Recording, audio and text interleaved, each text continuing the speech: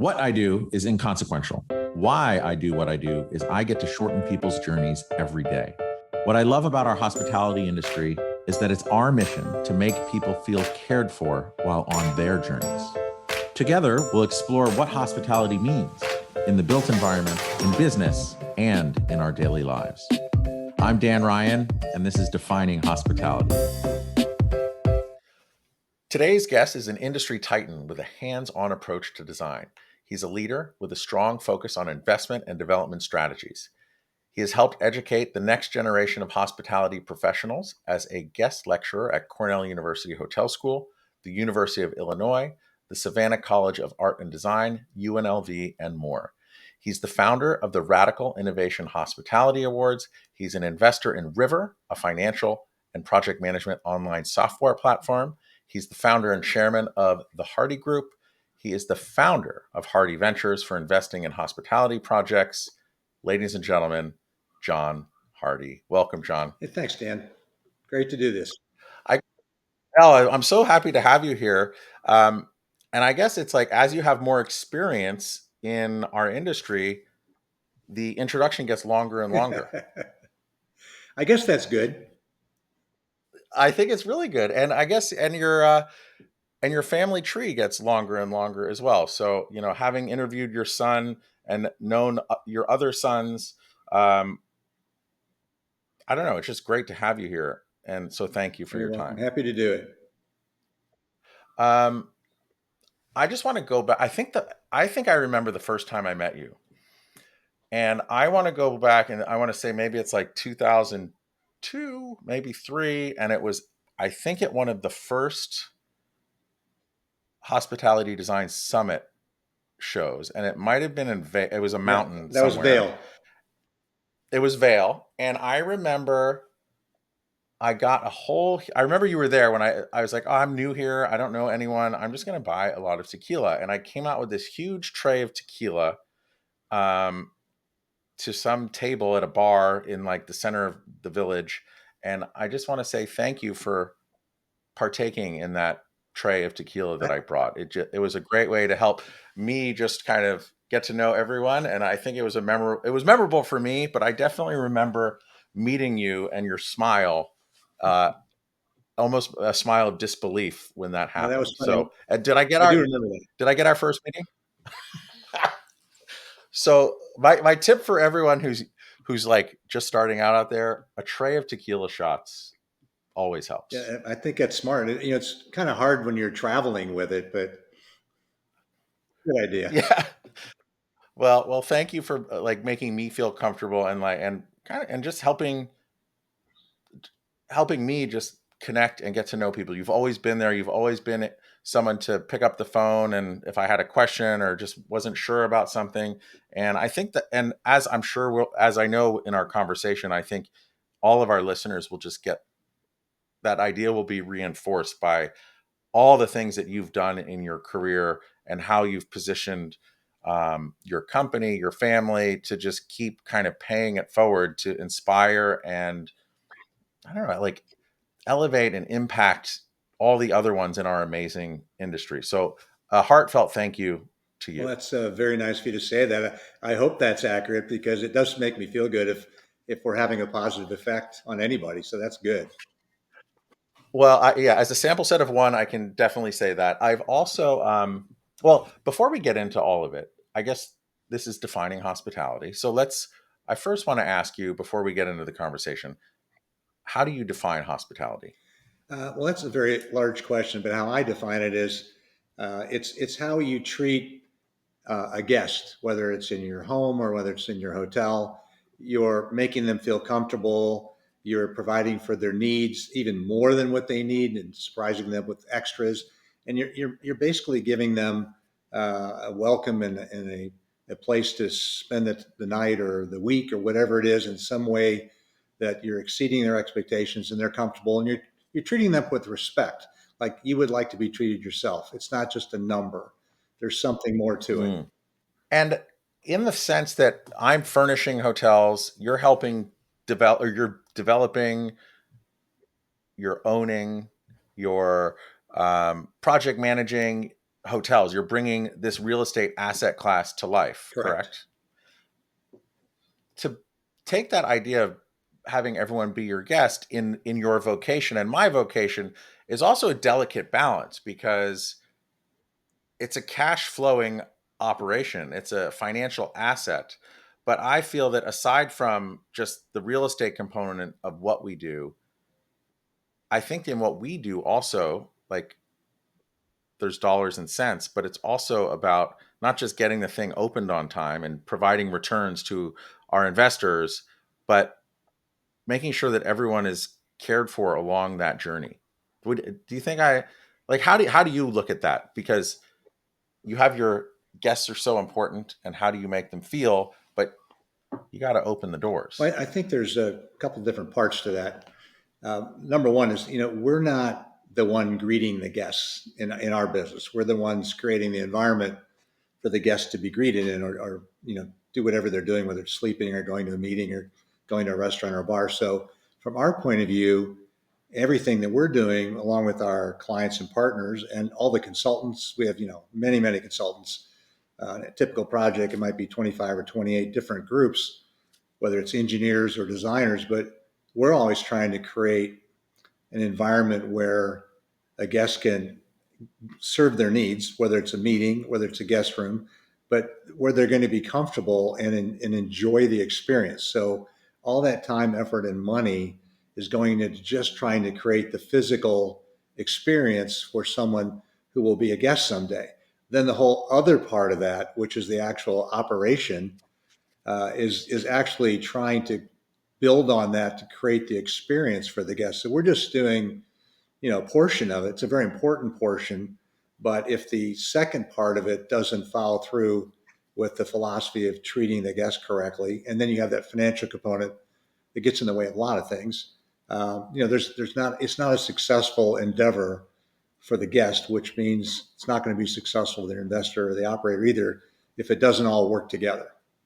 But I would also say, okay, so there's the guest part, but I think that there's a certain level, not certain, there's a definite level of hospitality and meeting others where they are when you talk about developing a hotel. Because in a hotel, there's so many stakeholders. Like you said, there's 25 to 28 consultants, but then you have your investors, you have your brands, you have your manager, the management company.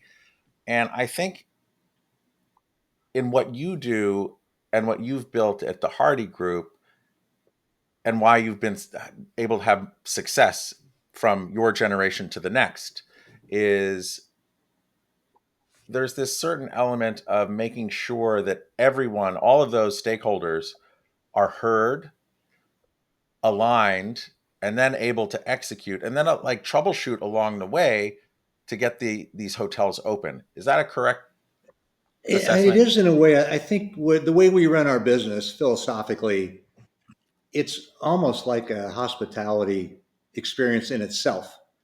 There's many complications and many challenges along the way, but the way we try to treat our clients and our consultants and anybody that all of our colleagues, whether they're contractors or vendors, whatever, we should be treating them with the respect that they deserve for all the effort they're going through, but also at the same time supporting them in what they're trying to accomplish, because we don't do any of this by ourselves. There's thousands of people involved, but we need to be able to be the leader and create the environment in a business sense that will help people be successful at what they're doing. Because if they're successful and we can guide them to do that, then we're going to be successful. Our clients and their investors are going to be successful. So it's all related to one degree or another.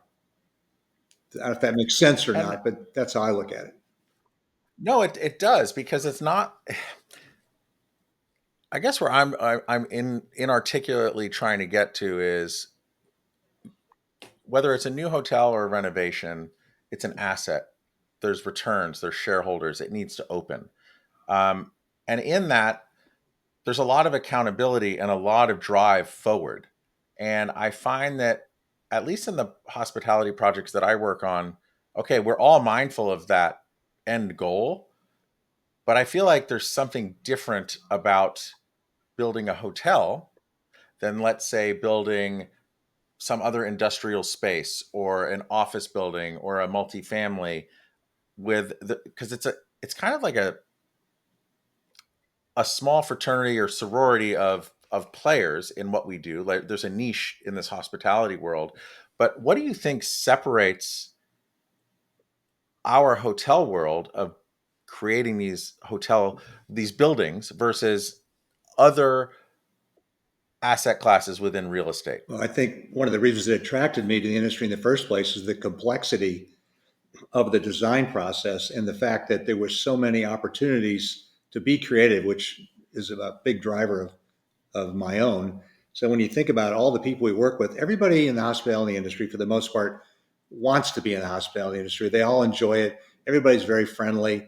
It's in because of the complications. It takes a lot of people to cooperate together, to one degree or another, to accomplish a physical product. And everybody's trying. Most people, I'd say, are trying to do the best they can at achieving whatever their role is. So they work very hard. They have lots of opinions. They have lots of different things they do to try to accomplish their particular uh, process or their product and their niche. But at the end of the day, we're creating a building or a resort or whatever it is that's going to be operating 24/7, 365 days a year, that when it opens has to all be finished at one time. Whether it's rooms, kitchens, laundries, ballrooms, restaurants, swimming pools, site work. That's one of the biggest differentiators of this particular real estate type. If you build an office building, you do the core, you do the shell, and you're pretty much done. And then they do the lease fit out as they go along. They don't finish the whole building at one time. Or if you're a hospital would be something that will be similar, but they don't have the consumer focus like we do in the hospitality industry. So hospitality to me is the most difficult product to be successful in from a development, design, and construction point of view. It's just got so many different aspects to it that have to be done right. And that's very hard to do, if not impossible. And at the end of the day, you're going to be judged on what that person's experience is when they're there. Mm. I also wonder, I agree, and you have a much broader and a longer view on why hospitality is the most difficult of asset classes to develop. Um, but is it the challenge that drew you to it, or are we just gluttons for punishment? I think it's both. No one would do this if they didn't want to do it because it's way too hard. It's way too complicated. It's way too risky. I mean, it would be much easier doing office warehouses where you just throw up some tilt wall panels and pour some concrete and put a few signs up and you're done. It's simple. This is like you have to be a glutton for punishment to want to go through this all the time.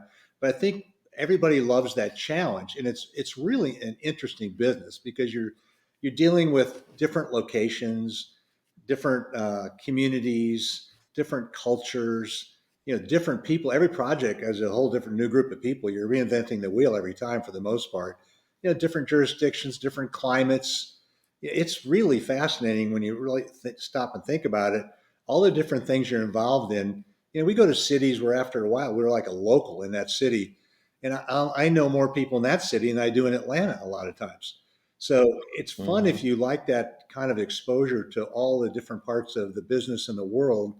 We don't do as much internationally as some people do, but you go to another country and you're going to figure out their culture and what's going to work there and how they're going to build it, who's going to what they like, what they don't like, how you get through all that. That is a really challenging process, and we do that all the time. It's just normal for us.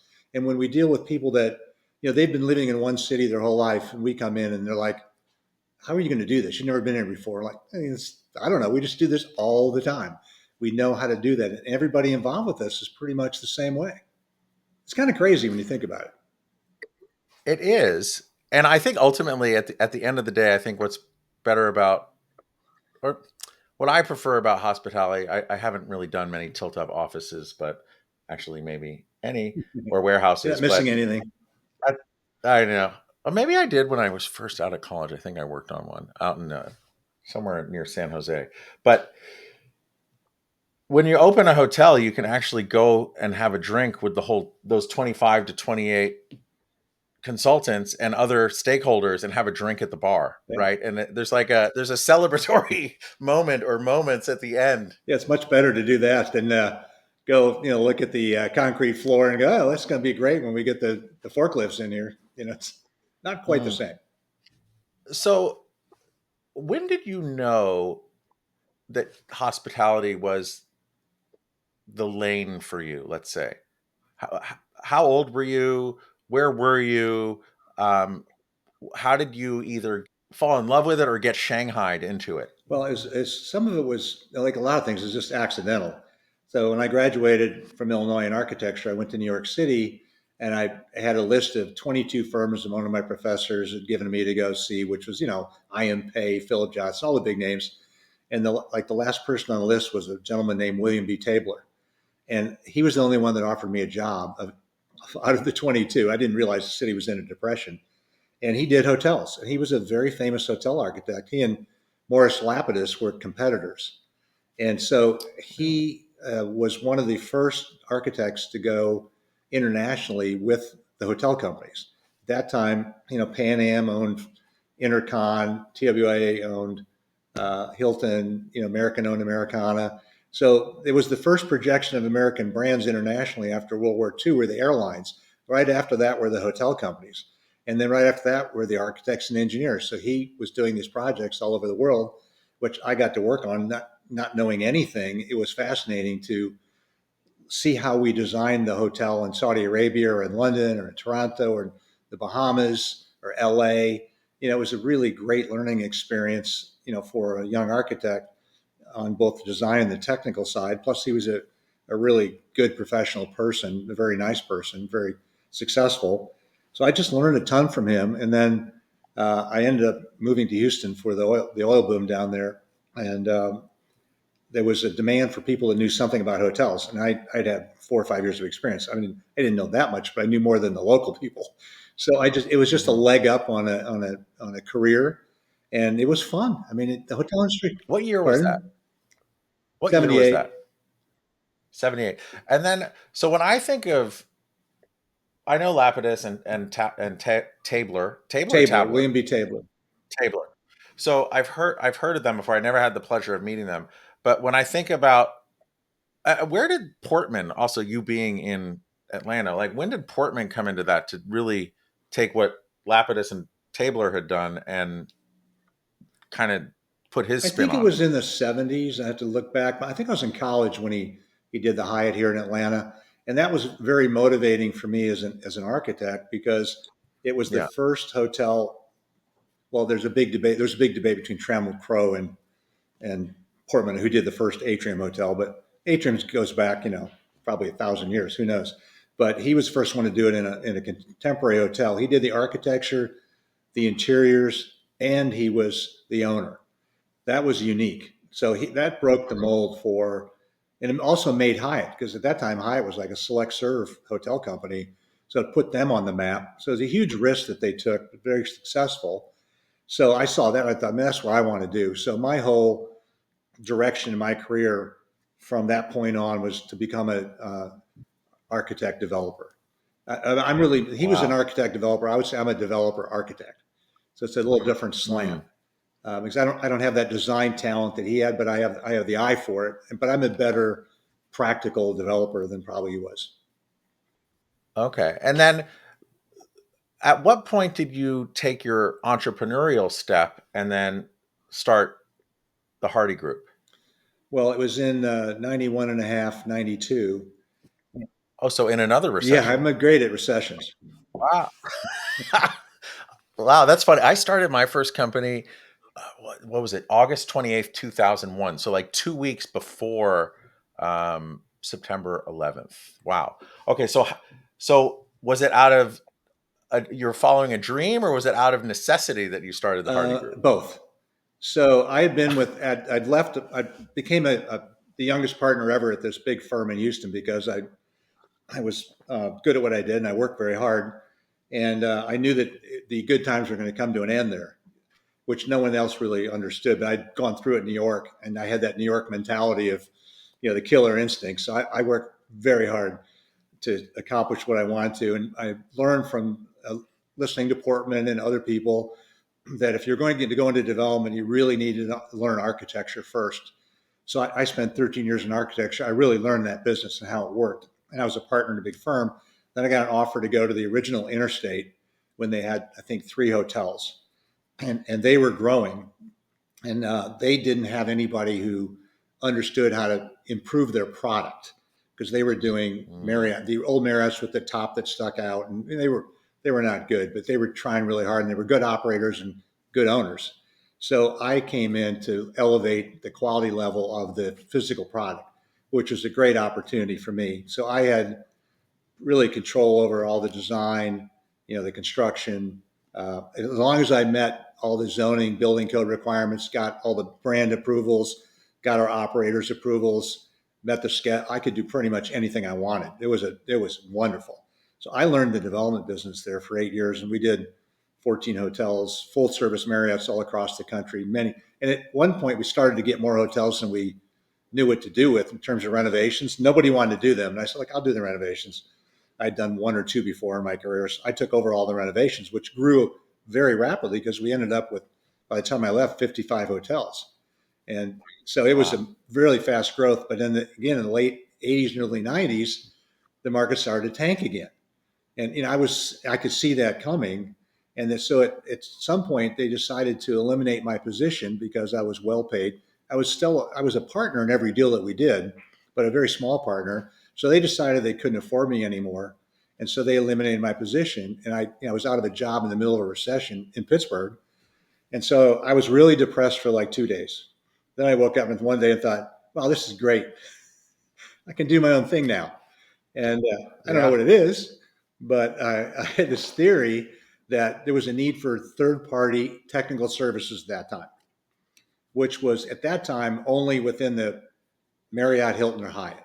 They did that all in house, or a company like Interstate was one of the larger franchisees. In fact, one time we had 50% of all Marriott rooms, which is kind of shocking when you think about it. Wow. Yeah, Gee. 50%. So we were like a clone of Marriott. Anyway, but I always got phone calls from clients or partners or whoever asking me for advice on various things. And I had a great relationship with everybody. So I thought there must be a need for this, or why would people be calling me all the time? So I decided to start this business. I had no idea if it was going to work. And it wasn't like that, like a genius move. There were no jobs because it was so Yeah. bad. There were no jobs. So I thought, I've always wanted to do this. This is like no time like the present. I got a little bit of money. I'm gonna give it a whirl. And I had no idea what I was doing. I didn't even call really that many people, but they found out I left. They started calling me. So And did you have kids at I that had point? 3 kids and a mortgage and a wife, Yeah, the and we three. just Okay. decided, let's roll the dice. Burn the ships and attack the shore. Yeah, it's kind of like if when there's no plan B, plan A has a much better chance of success. Yeah, I always find that some of my clearest thinking is in that depressed, like, oh my God, what am I doing next? But I also, and I don't know what's happening, but I call it the crucible, right? Where it's like, it's almost like the plan, there is no plan B, it's plan A. And like, everything becomes abundantly clear um, when plan A it's amazing when plan A becomes clear because like there's a lot of shit going on at that moment when plan A becomes really, really clear. And then you just got to Well, make it plan A work. is actually fairly simple. It's like in the beginning, it went on a 2 week cycle. Then it became 30 days. Then it became 6 months. Then it became 1 year. Then it became 2 years. Then it became 5 years. After 32 years, I only have plan A. There's no Yeah. reason to have more than one plan. One is hard enough. So forget plan B. Just implement plan A. So, and it's been 32 years since Hardy Group was Right. founded, correct? Doing third party project management, Right. technical services, and then you've created all these other platforms around it. Um, when did radical innovation start? 2020? No, 2006. Oh, Yeah, it 2006. was Okay. actually I So was it was the first um, HD design in Miami Beach. And I remember I that. had a lot of friends at HD, and they wanted me to do a panel, and I really had grown to not like panels for a variety of reasons. And I said, I don't want to do a panel, but just give me an hour and I'll do something. I don't know what it is. I'll do something. It was again like no plan, but I had an idea. So I'd been fortunate enough to work with a lot of really interesting people. Like I did some work with Schrager that was short lived, but I did a lot with Barry Sternlicht, and I really like Barry. Oh, he's He was he's a dream. He's a dream guest of mine on here. He's amazing. well, he's Anyway, a but trip. I carry mean, on. we had a great relationship. He didn't know anything about hotels when he started, and so I was like his development guy. There were like 4 or 5 of us that did all this stuff together. It was crazy. But the thing that was great about what I saw in Schrager and when I saw in Barry, the most creative people in the hotel industry were not from the hotel industry, and it's still that way to this day. Because when you're in the industry and you've grown up in it, or you're in operations, and this is the opposite of radical innovation. This is one of the things that inspired radical innovation. Was everything that we run into in the industry is pretty much mostly no. No, you can't do this. No, that costs too much. No, the banks won't finance it. Ops doesn't like it. This or that. And it's frustrating if you're a creative person. So I watched Barry do all this crazy stuff, and a lot of stuff he just did on his intuition. I mean, I don't know that he still does that. I'm sure with like One Hotels, and he does a lot based on Oh, his own totally. intuition. He's an unusual person, and he's both right brain and left brain. But I watched him do that. And I thought, there's something here. You've got to get outside the industry to get anything creative, because if you remember back, and probably don't, but a lot of the hotels were very repetitive. Marriott had the same restaurant in Chicago they had in Houston. They did everything the same. And then Bill Kimpton came out with started doing Kimpton with the restaurant, driving the hotel.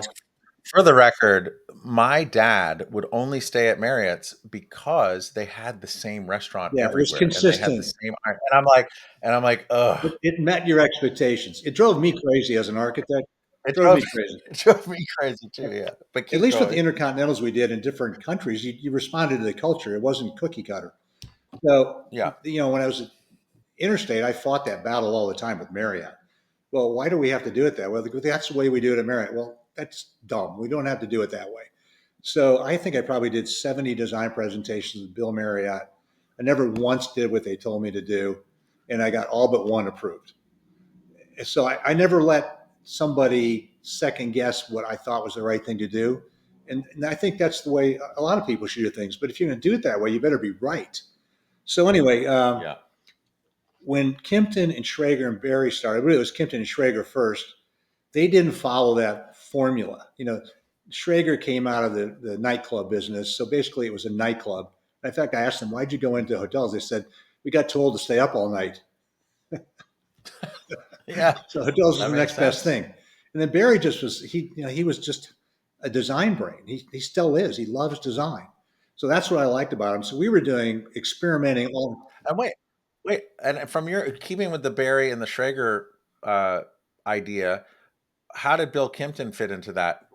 Looking at Well, I things think differently from coming as a restaurant person and getting I into think so. I don't know hotels. exactly, but he actually did it first.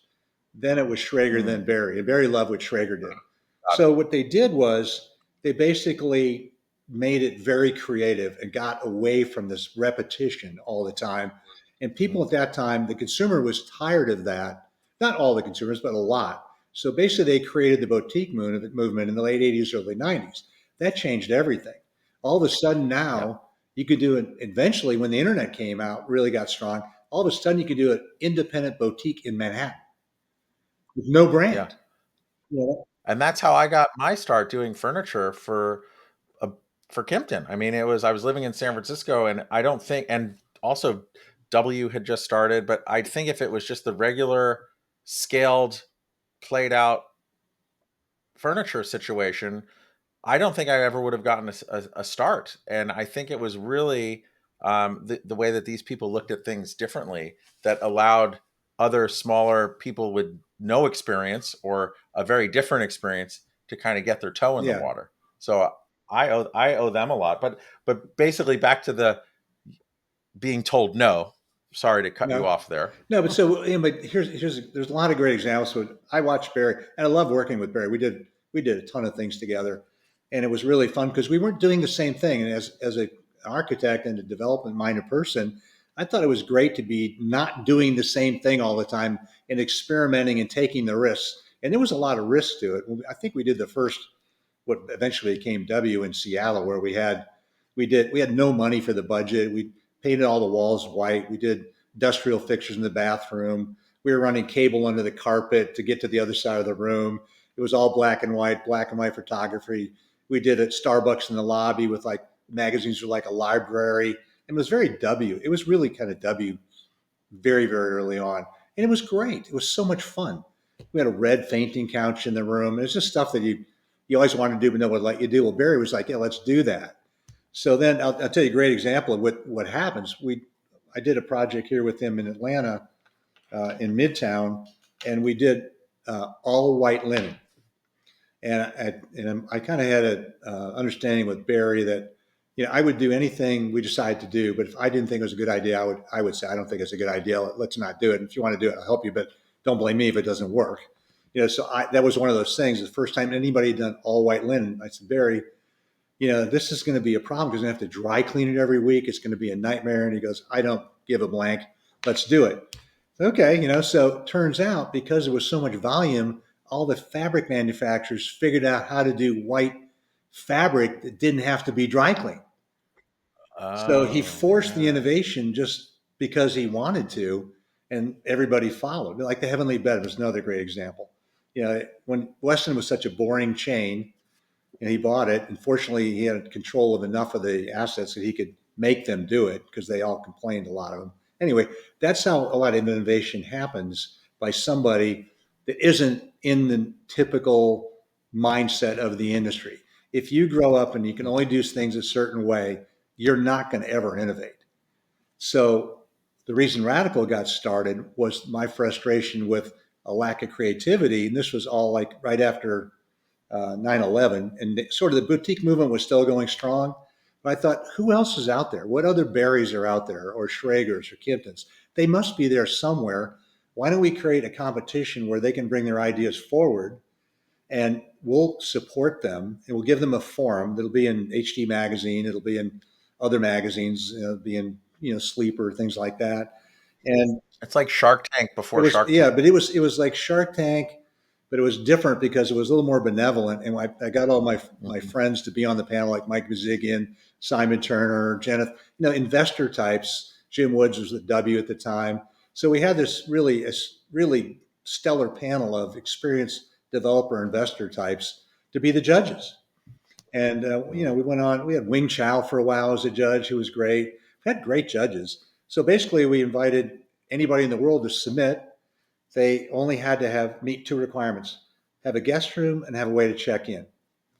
And all of a sudden we got submissions from Paris and other places. We were not expecting that at all. The first winner was Jacques Cousteau's grandson with a hotel called Poseidon Underwater Hotel. And then there was a group of interior designers from Chicago called We Two that took a motel and made it hip, which was very common later, right? So Yeah. what's happened with Radical is it's all about yes.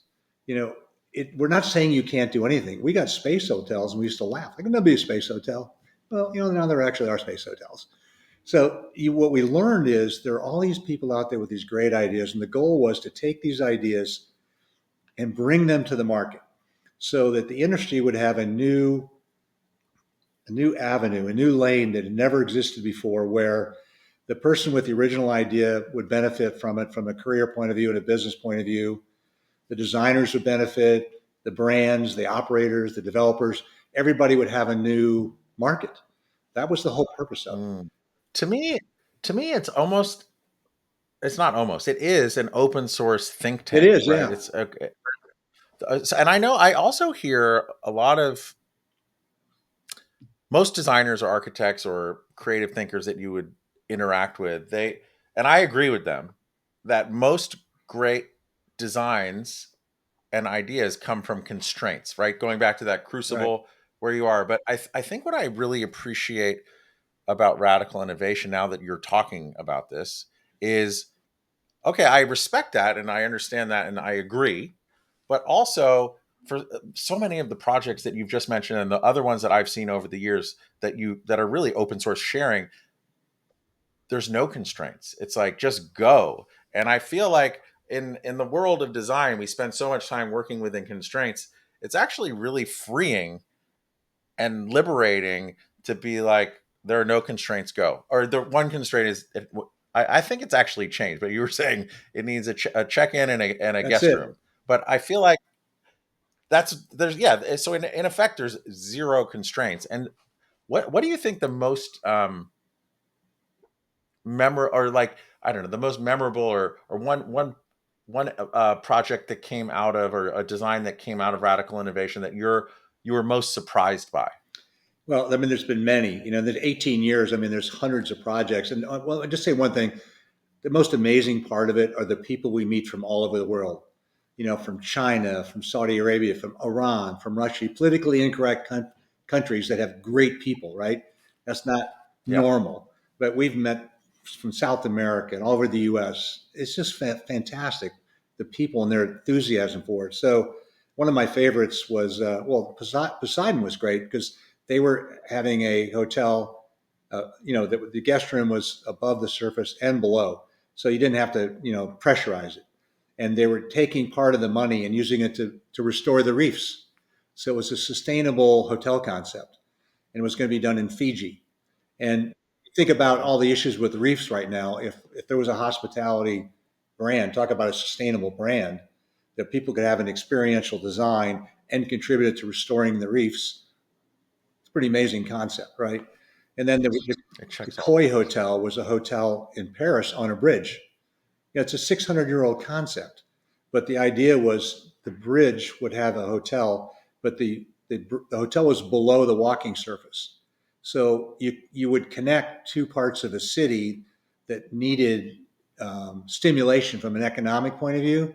One side was the Mm, public side, one was the service side, and the roof or the top of the hotel was a park. You hmm. created a hotel over the River Seine that didn't ever exist before. All of a sudden, you motivated two parts of the city that needed it economically. Fantastic idea. We actually worked on it with the Corps and some engineers, and we got to a point where the city was going to do it, and then we got involved with politics, and that was kind of the end of it. That's Mm. one.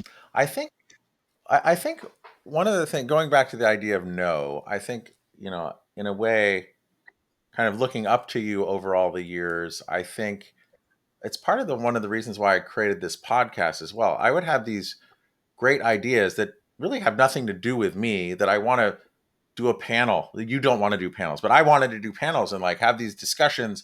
But then a lot of people, whether they're competitors or power structure that are there, it's just like you get this no. And I'm like, but there's so much learning and so many great ideas and experiences that I could talk to people like you and 160 other people I've talked to since doing this or starting this, where it's just getting all those ideas and inspiration and impactful memories out of their heads and into other people's ears as an open source think tank is just, it's been, I don't know, it's my favorite thing to do every week, and to be able to have this.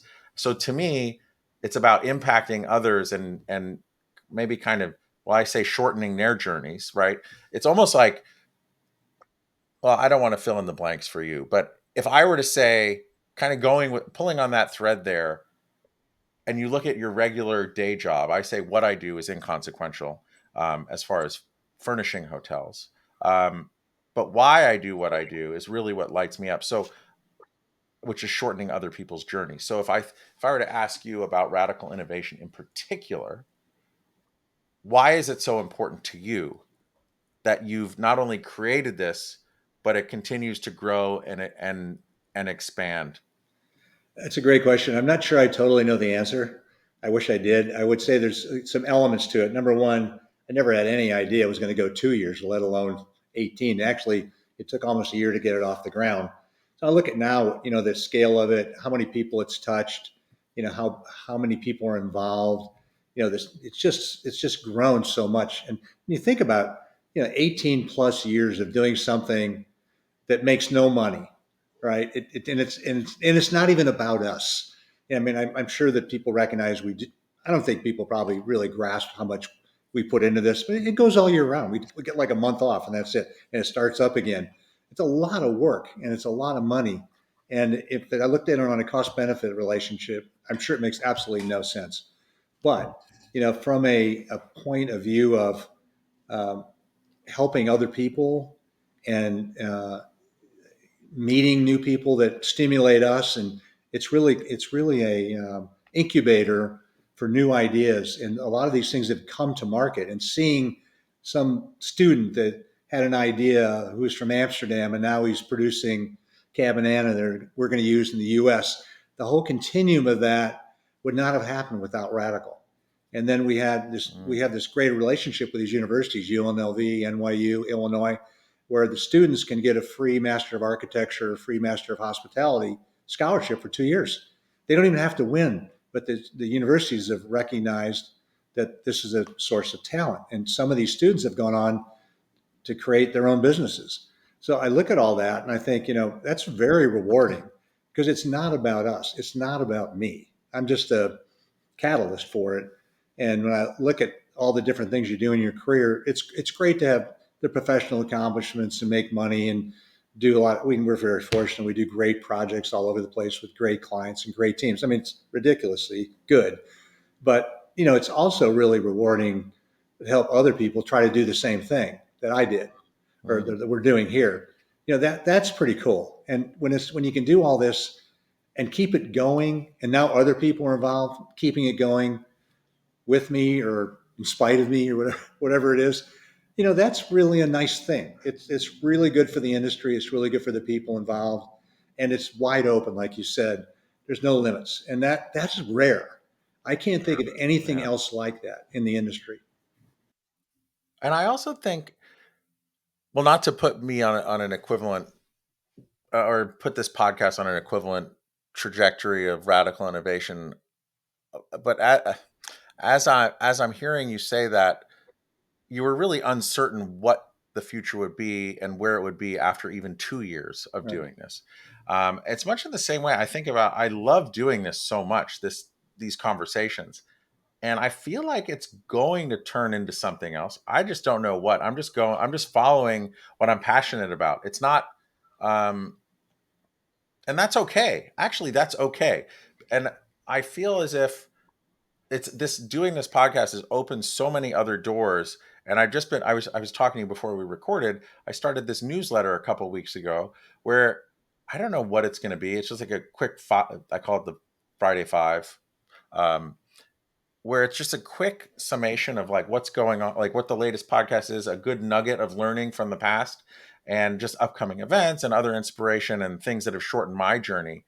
And I don't know. I don't even know why I started it. I just feel like I don't want to lose the learnings that come out of these amazing conversations and these other your life experience that I know someone is going to be listening to, and you're going to make them think a little bit differently about what they're doing. And all I got to say, like from my experience, I've been thinking about this a lot recently.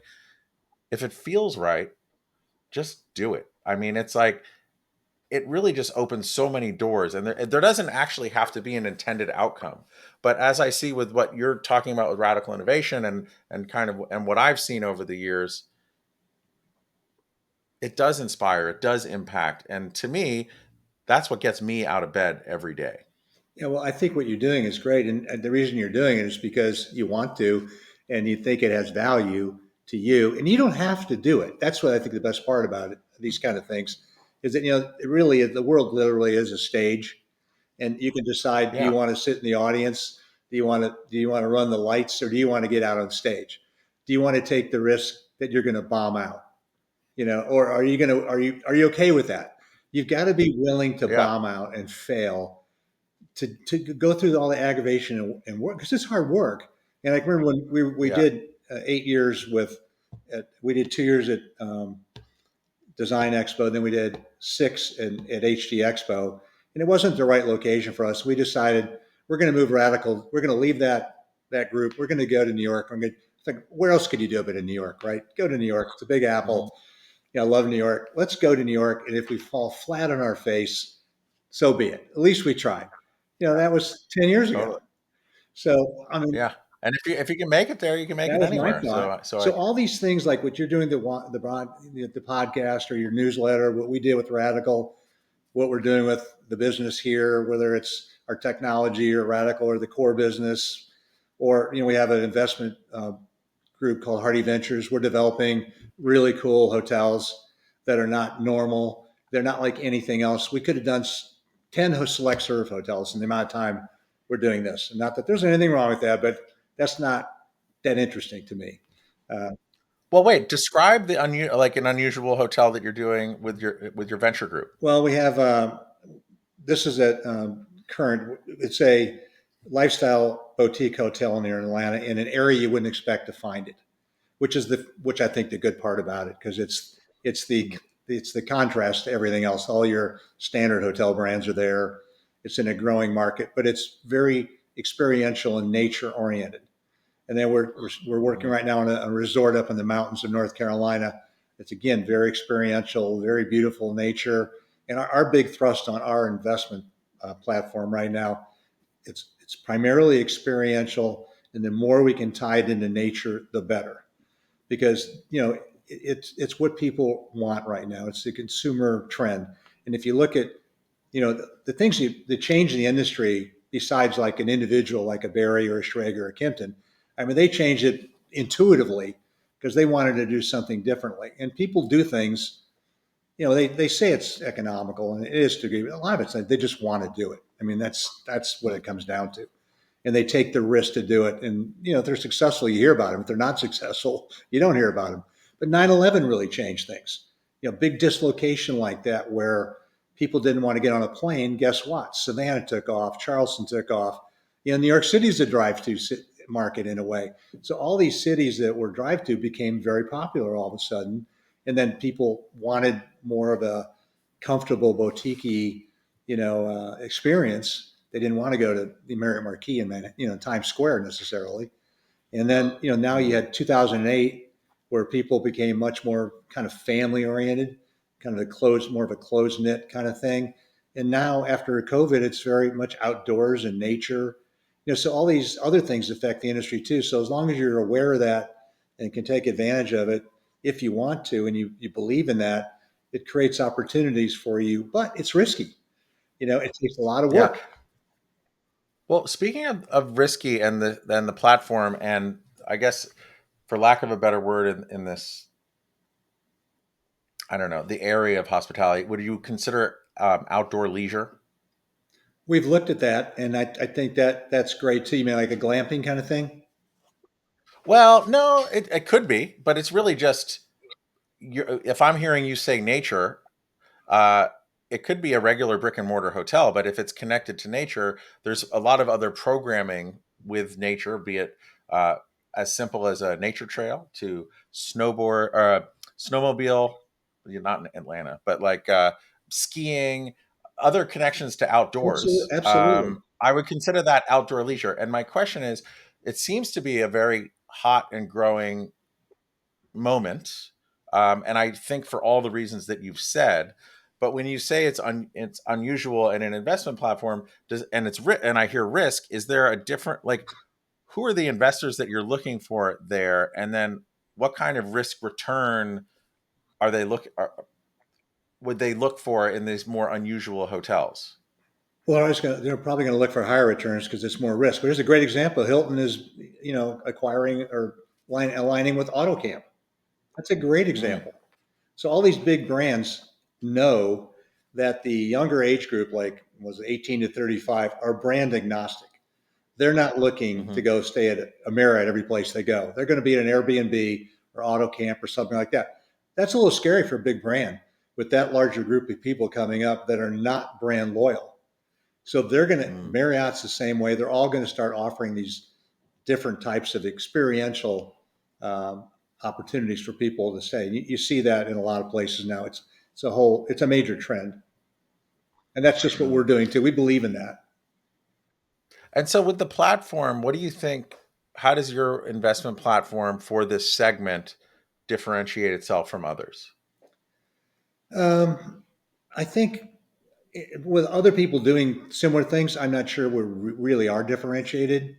We're differentiated from the standard routine hotel that's done in suburbia or an urban market, because these have to have some capacity to be atypical and provide more Mm. of an experience. There's got to be something with it that gives it a unique, natural component. So it's a little bit harder. It's harder to find those opportunities just because they're more unique. And for this platform that you've created, who or what is an ideal investor? It's people that see that same thing we see and want and believe that the returns are there and want to be part of it and enjoy that and believe that that's a good investment. And there are people like that. Pe- People, not necessarily institutions.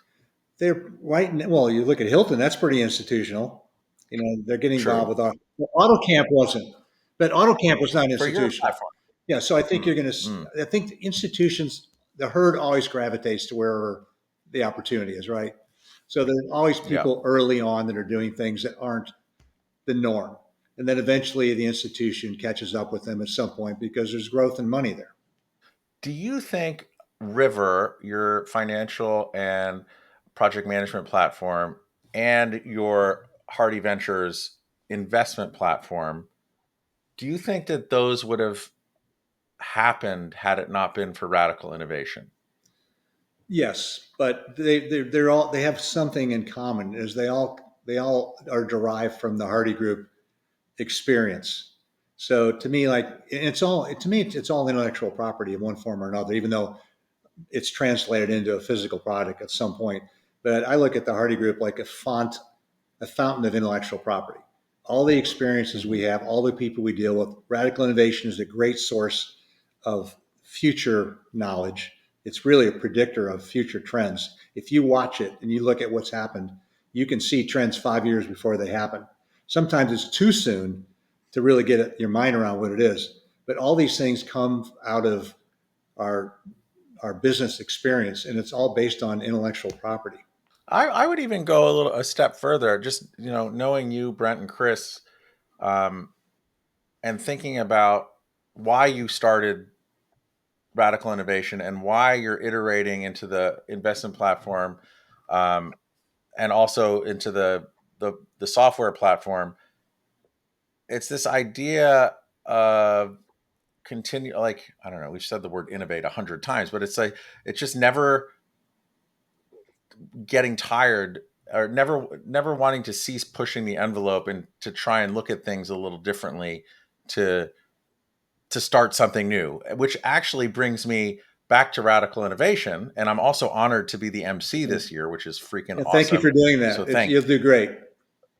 I certainly hope so. And but I'm just so honored to be connected to it in a way. But when you look at where radical innovation is now, or where it's come from and where it is now, and going with that ethos of continual improvement and challenging the norms, basically telling the people who say no, I don't believe you. Um, what's How do you think radical innovation is going to, or what excites you about how radical innovation will approach the future or impact the future of hospitality? Well, it already has, and I think it predicts the future of hospitality because the people that are the innovators and the creators, they're the ones that are taking the risk and making the effort to put their ideas out. It's like Barry did with what he did, or Schrager did, or on a larger scale. Barry's got 1 hotels now. Nobody else really has anything like that. So Hmm. it takes a certain personality to want to start a podcast and put themselves out there and try to convince people to come on for an hour and talk about whatever subject is interesting to them. So I mean Hmm. that's what drives everything. It's not somebody that's not interested in doing that or isn't willing to put the time and effort in, aren't willing to take the risk of failing. That's what's needed in any industry. So radical is a source for not just those people, but the ideas that they bring forward that if you really look at them, you can see how in a few years or 5 years, whatever it is, it's going to be a reality. It's just a matter of time. That's what's great about it. It brings that to the surface that you wouldn't know otherwise. Yeah. You wouldn't see it. It might not happen if it weren't for them. It might not happen if it weren't for Radical. So going back to Barry, I remember working for Steve Higgins many moons ago when the W brand was starting to be birthed, and I just remember someone dropping like a shirt fabric off on my desk saying, "We want to turn this into a bedspread." It's so funny you said that earlier. I'm like, "Oh my god, how the fuck am I going to do this?" Like, I don't know, but it really did change how supply chain looked at linens. Like because there was more yardage. It was a whole new ball game.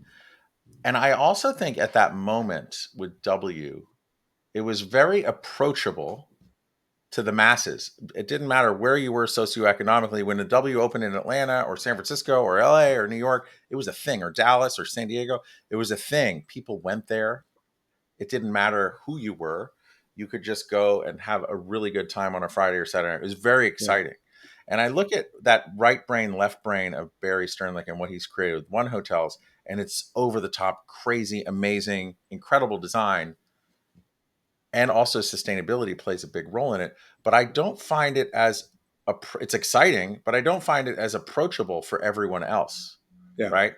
It's kind of in that it's in a luxury space, and I think what's exciting about what you're talking about with outdoor leisure, or what are the projects that you're working on. I think you said the Carolinas and Yes. Atlanta.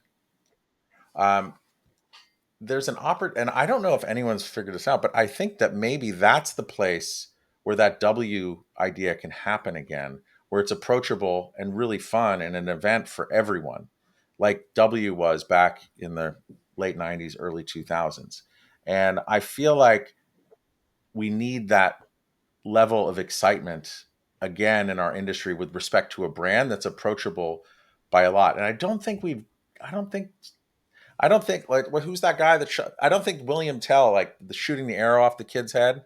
I don't think we've really figured out what that arrow through the apple is just yet. But I feel like everything is iterating towards there. And I actually, based on now that I'm talking out loud and thinking out loud and connecting the dots, at Radical Innovation last year, there were some really cool ideas that are part of that whole process to iterate to what that really approachable, exciting moment is in hospitality Yeah. again. Well, the contestants in Radical are telling you where they see the opportunity. I mean, that's what they're doing. Yeah. They're seeing some opportunity or need, or they have an idea, and they're bringing that forward. Sometimes it makes sense, sometimes it doesn't, but you got to respect them for going to all the trouble and effort to do it.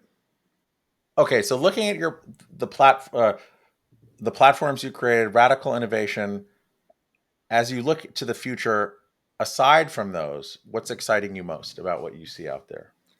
I think what's great is now we're in a difficult environment, because of the interest rates, but the industry's still doing pretty well. And there are always opportunities. Sometimes, in a way, when it's more difficult, it's better because Mm, forces everyone to do smarter deals and do them better. So I think actually the quality level goes up in a difficult environment. And I think it's you can figure out how to take advantage of that, find the opportunities as you come out of it, you'll do even better. And that's what we always try to do. We've been through many different cycles. This is everyone's weirder than the last one, and they're never going to go away. So you have to be able to play both games, the upside and the downside game, whenever you need to. But you also have to know which game to play when. yeah, and that's the where the herd is going. But I like how you're approaching that from a recession, what in whatever facet it is, it's a constraint. And then I feel like to bring it back to radical innovation, I feel like it's really important that you and others who are approaching our industry and world without constraint kind of create those are like going back to the arrow apple metaphor. Those are like the unconstrained ideas are like the arrows and the new quivers or in the quiver that when the constraint happens, it's those entrepreneurs or visionaries or people who are looking at things differently, they're able to pull from those radical ideas to help kind of I don't know, target that apple, if you will. I just went out on a crazy limb there, but I feel like there's something in both of those that I want to journal and write about and get much more clear on, because if I really look at your path and kind of like the path I'm on, behind you, that's what gets me up every day and gets me excited. It's like, how do we bridge these two things and keep the ideas and the conversations going Yeah, well, forward? it's more meaningful if you can reach out to other people and get new ideas and expand your thinking beyond what you would normally do in your day-to-day business. That's what Mm. makes things interesting. Just doing the same thing over and over again, I don't find that interesting. So I want you to magically appear in front of yourself in 1991 or two and a half, whenever it was, when your younger self was in Houston. I got the place in the That's paper. Pittsburgh. Oh, Pittsburgh. Sorry. Uh, what advice? And you went out to start the Hardy Group. What advice does the John I'm speaking to now have for your younger self? Uh, well, be prepared, and I mean that in a broad sense. Be prepared professionally with whatever you're trying to do. You have to have the experience. I was fortunate. I had 13 years in architecture and 8 years in development. I was very well prepared. I had lots of contacts. I mean, I wasn't an amateur. I'd done a lot of the things I was going to try to do. And then, so that's one thing, be prepared. And the other thing is, if you really want to do it, try it. Don't be afraid. I mean, you may be afraid, and nothing wrong with being afraid because it's risky. But if you, I think half the battle of doing anything is just wanting to do it. Because if you Totally. don't want to do it, you're not going to go through the aggravation and the heartbreak and the agony and the stress of actually trying to do it. But if you really want to do it, you'll get through all that stuff eventually.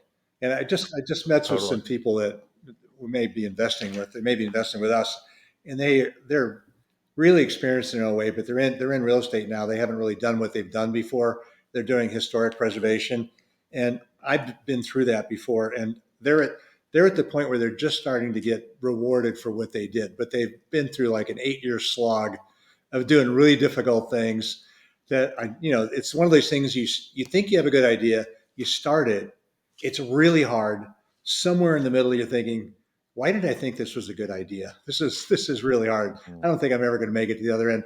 Then all of a sudden, you get to the end and you get people saying, "Hey, great! It's great what you did. We really like it." You get some positive reinforcement. That's the process you have to go through. You start with a good idea, then you have to go through the slog of actually trying to do it, and there's a lot of self-doubt as you go through that. But then if you stay with it, you eventually get to a point like, hey, it actually worked. Totally. Like for you, or you could be like me and flame out super hard, but then learn from that and just know that there's always the next step. There's always something there. But I think the hardest thing is really just wanting to take that first step. You can't there's no way to quantify it enough. It's impossible. I Mm. mean, just too many variables. You don't know what's going to happen one day to the next. The world can change radically in 24 hours. Could help you or hurt you. All those things happen. They're going to happen, even if you're successful. They're Yeah, going to happen regularly. And you have to be able to contend with that. I think the most important word for anybody, if I was going to give them one thing that they took away, you have to have the ability to adapt. totally. Adapt is the most important word in life or business there is. Because if you can't adapt, you're in trouble. Well, that's one of my core values, adapt and improve. So I totally agree in that 100% resonates with me and my values. Um, if John, this has been so awesome, and I can't wait to like learn more as we develop and just kind of October Radical Innovation becomes a reality. And I'm so excited to be a part of the team as I integrate into the team and trying to help make that be, well, it's going to be a success. So hopefully add to um, the already had success. But just to be a part of that journey and to help it grow and to help it impact and inspire. Um, this has been a wonderful conversation. If people wanted to learn more about you, your platforms, or Radical Innovation, what's a good way for them to get in touch? The Hardy Group is jhgi.com. Radical is radicalinnovation.io. And that's give you everything you need. Wonderful. And again, as an inspiration to me along my journey, I just want to say thank you for being on and putting yourself out there and helping to impact others. I appreciate it so much, John. No Thank you. problem, man. Thanks for doing Radical. I'm sure you do great and be a big help. And I hope this helps somebody. I'm glad it helped you. And I enjoy doing anything to help somebody else if I can. Thank you. And I would also, in that vein, really like to thank my listeners, our listeners, because without you who tune in every week, I wouldn't be here talking to amazing people like John and really be able to kind of pay his learnings forward. I also would encourage you. I just started a newsletter that John mentioned earlier. Um, I will put it in the show links, but please sign up because there's so much good learning that comes from this that I just don't want it to get lost. And I want to continue to kind of surf off the wave that John and others have created to continue to inspire and impact everyone else and shorten their journeys within our industry and beyond. So thank you, everyone. I appreciate you, and we'll catch you next time. Thanks, Dan.